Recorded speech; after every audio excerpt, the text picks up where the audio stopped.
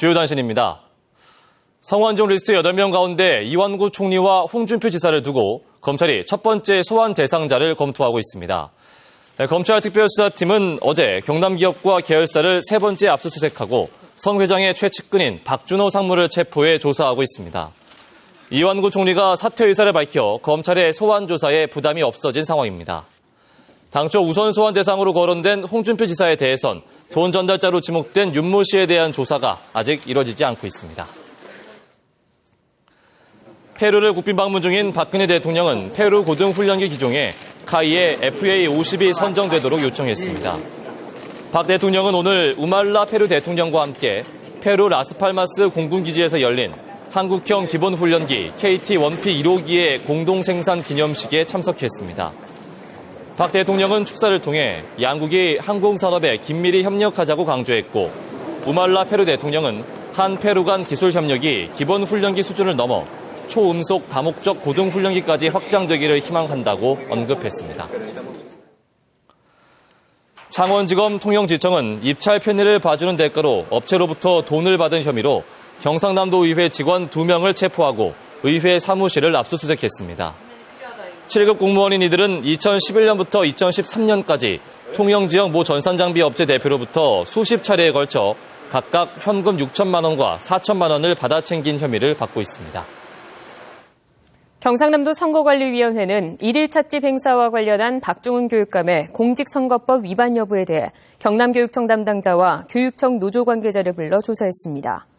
경남선관위는 오늘 경남교육청 담당계장과 직원을 불러 지난 17일에 열린 1.1찻집 준비 과정에서 교육감의 지시나 요구가 있었는지 집중 조사했습니다.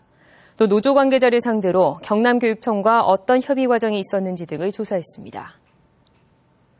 창원시의회가 창원시가 제출한 창원 국가산업단지 내의 지식산업센터 아파트형 공장 건립을 제한하는 조례안을 통과시켰습니다.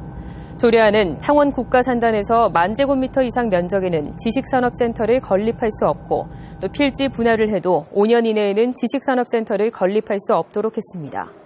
하지만 산업통상자원부는 상위법에도 없는 규제를 담고 있어 향후 소송 제기 가능성이 있다며 조례안을 검토하겠다는 입장입니다.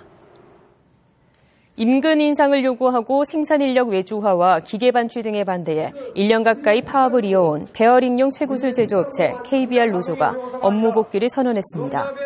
KBR 노조는 오늘 고용노동부 창원지청 앞에서 기자회견을 열어 일터와 삶을 지키며 교섭을 이어가고자 파업을 중단하고 업무에 복귀하기로 결정했다며 사측에는 직장 폐쇄를 철회하고 성실히 교섭에 임할 것을 요구했습니다.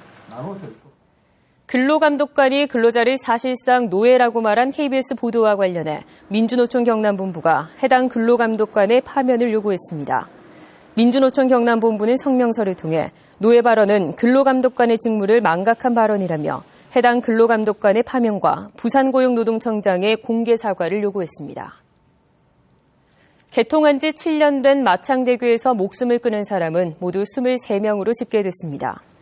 창원해양경비안전선은 지난 2008년 7월 개통 이후 24차례의 자살 시도가 있었고 모두 23명이 숨졌다고 밝혔습니다.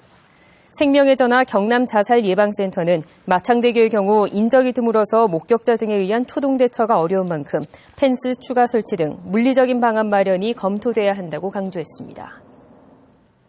경상남도가 산청 한방약초연구소를 인수해 운영한다는 조례안이 어제 도의회 본회의를 통과했습니다.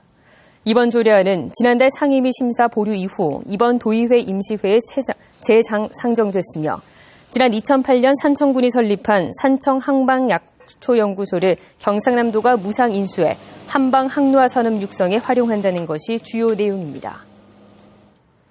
NC다이노스가 쾌적한 야구장 환경과 성숙한 관람 문화 정착을 위해 술 반입을 제한하는 세이프 캠페인을 펼칩니다.